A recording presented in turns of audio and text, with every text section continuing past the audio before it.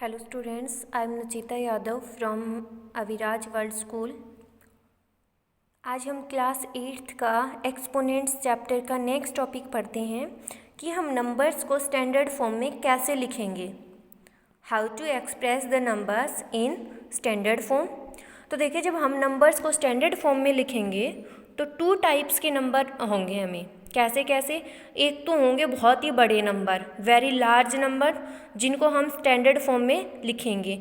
एक होंगे very short number, जिनको हम स्टैंडर्ड फॉर्म में लिखेंगे। हम यहाँ पे स्टैंडर्ड यूजुअल फॉर्म से स्टैंडर्ड फॉर्म में लिखेंगे और स्टैंडर्ड फॉर्म से यूजुअल फॉर्म में लिखेंगे। तो हमें एक नंबर गिवन है, express the following in standard form, कि इसको हमें स्टैंडर्ड फॉर्म में लिखना है। ये एक यूजुअल नंबर है, तो स्टैंडर्ड फॉर्म में लिखने का मतलब है कि आप उसका एक नंबर छोड़ के आगे क्या लगा दो, डेसिमल, और ये एज इट इज़ लिखो आप। अब देखो, ये हो गई इसकी स्टैंडर्ड फॉर्म, बट ये नंबर और ये नंबर सेम नहीं है। हाँ, ये तो हमें पता है कि स्टैंडर्ड फॉर्म में ऐसे ही लिखते हैं, हम अपनी लेफ़्ट साइड से एक नंबर को छोड़ के डेसिमल लगा देते हैं। अगर हमने इसमें डेसिमल लगाया है तो डेसिमल का मतलब क्या है? देखिए, ये है जैसे 2.5। अगर आप इसका डेसिमल हटाएंगे तो क्या लिखेंगे? 25/10। डेसिमल का मतलब हो जाता है 1, और आगे जितने नंबर्स होते हैं उतने ही आप क्या लगा देते हो, 0। अगर हमारा मेन मकसद क्या है इसमें स्टैंडर्ड फॉर्म में लिखने का? मेन मकसद है कि हम इस 4 के बाद हमें पॉइंट लगाना है। अब हम 4 के बाद पॉइंट लगाने के लिए क्या चेंजेज करेंगे इसमें?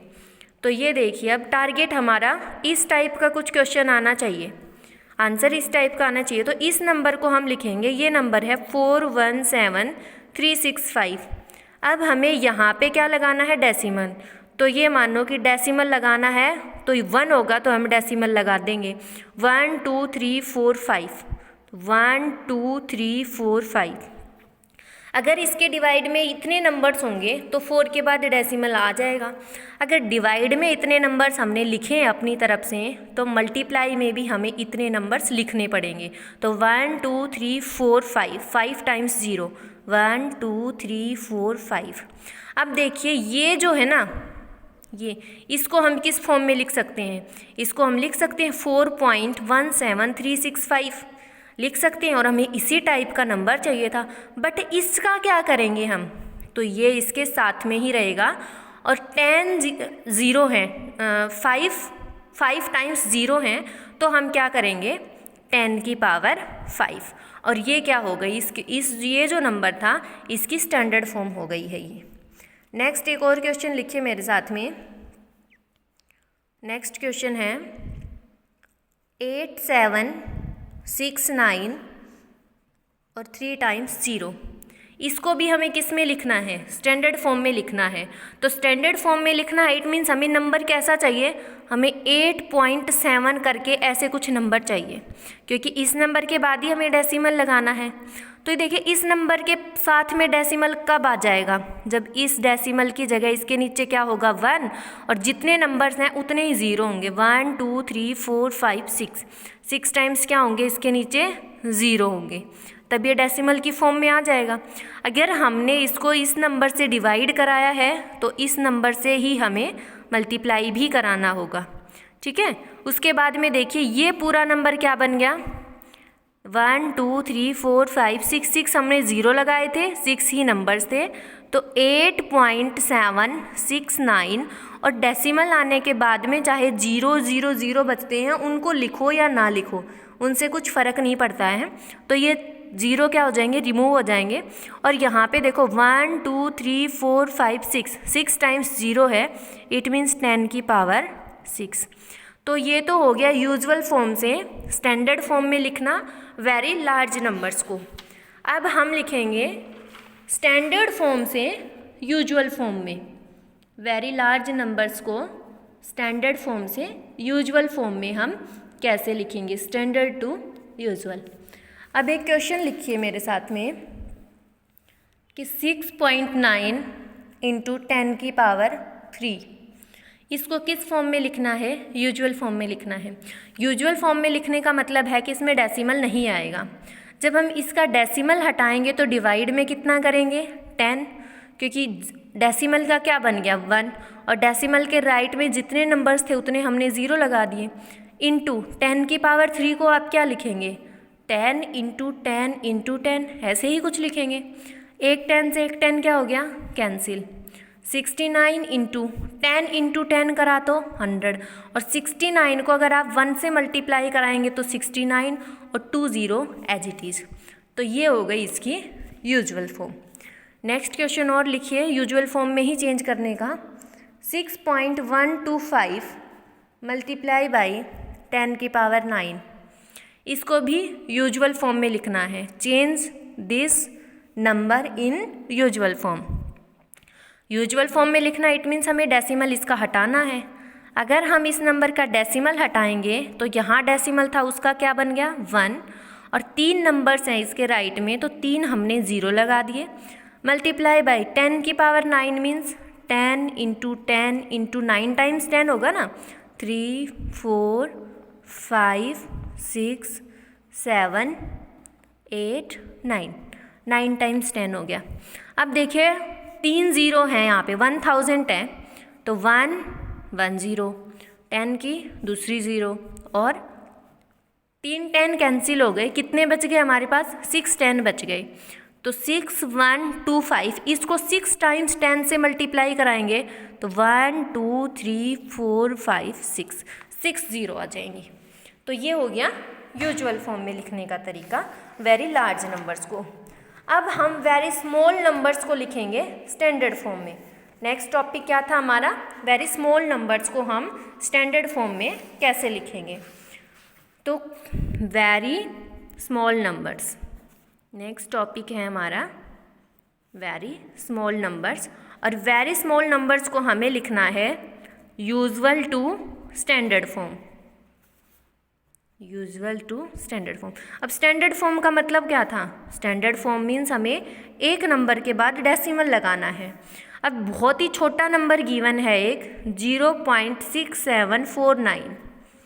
0.8 मीन्स बहुत छोटा नंबर है, इसको स्टैंडर्ड फॉर्म में लिखना है। स्टैंडर्ड फॉर्म में लिखेंगे तो नंबर 6.749 इतना करके कुछ आना चाहिए, ठीक है।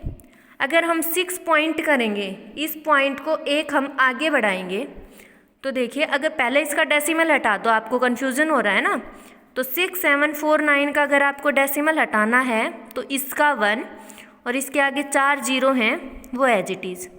डेसिमल हट गया। अब हमें डेसिमल लगाना कहाँ है? अब हमें डेसिमल लगाना है 6 के बाद में। जब हमें डेसिमल 6 के बाद में लगाना है तो कितनी ज़ीरो चाहिए उसके लिए? हमें 3 0 चाहिए। तो 6749 हमें अब कुछ इस तरह का नंबर चाहिए और इसके बाद में 3 0। अब हमारे पास कितना बच गया? यहाँ से 10 हमारे पास सेपरेट बच गया। तो इस पूरे नंबर का मतलब कितना हो गया? इसका हो गया 6.749 अपॉन में 10, और अपॉन में 10 मीन्स 10 की पावर 1। अब इस नंबर में हमें कोई चेंजेस नहीं करने हैं तो 6.749 इंटू 10 की पावर -1। डिवाइड में 10 की पावर 1 है, मल्टीप्लाई में गई तो 10 की पावर -1। तो ये हो गया वेरी स्मॉल नंबर्स को स्टैंडर्ड फॉर्म में लिखना। एक और क्वेश्चन करिए इसी टाइप का 0.000007, इसको भी स्टैंडर्ड फॉर्म में लिखना है। स्टैंडर्ड फॉर्म में लिखना है इट मीन्स ये नंबर हमें चाहिए 7 पॉइंट कुछ करके, राइट। अब 7 के बाद में ही कोई नंबर नहीं है तो पूरा पूरा 7 ही आएगा। अब इसका हम डेसिमल हटाएंगे तो इसका तो बन गया 1, और कितने नंबर हैं? 1 2 3 4 5 6, तो 6 टाइम्स क्या आएगा? 0। 2 3 4 5 6 इज इक्वल टू 7 अपॉन 10 की पावर 6। 6 टाइम्स 0 है तो 10 की पावर 6, और 7 10 की पावर 6 नीचे है, पॉजिटिव है, तो मल्टीप्लाई में जाएगी तो 10 की पावर -6। ये हो जाएगी स्टैंडर्ड फॉर्म। अब हम नेक्स्ट टाइप करते हैं स्टैंडर्ड फॉर्म से यूजुअल फॉर्म में। Standard form to usual form. Standard form से हमें यूजुअल फॉर्म में कन्वर्ट करना है। Usual form. एंड क्वेश्चन लिखिए 6.37 इंटू 10 की पावर -5। ये स्टैंडर्ड फॉर्म है। कैसे पता हमें स्टैंडर्ड फॉर्म है? क्योंकि एक ही नंबर के बाद डेसिमल है, इट मीन्स ये स्टैंडर्ड फॉर्म है। अब यूजुअल फॉर्म में डेसिमल नहीं होना चाहिए, तो 6.37 का सबसे पहले हम डेसिमल हटाएंगे। तो ये डेसिमल हटा तो इसकी जगह 1 आ गया, इसके राइट में 2 नंबर्स थे तो 2 0।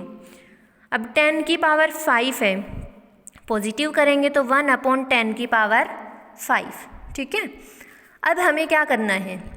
यूजुअल फॉर्म में ही लिखना है ना, तो यूजुअल फॉर्म में लिखना है तो 637 डिवाइडेड बाई 10 की पावर 2 और 10 की पावर 5 कितना हो गया? 10 की पावर 7 इज इक्वल टू 637 और 10 की पावर 7 को क्या लिखा?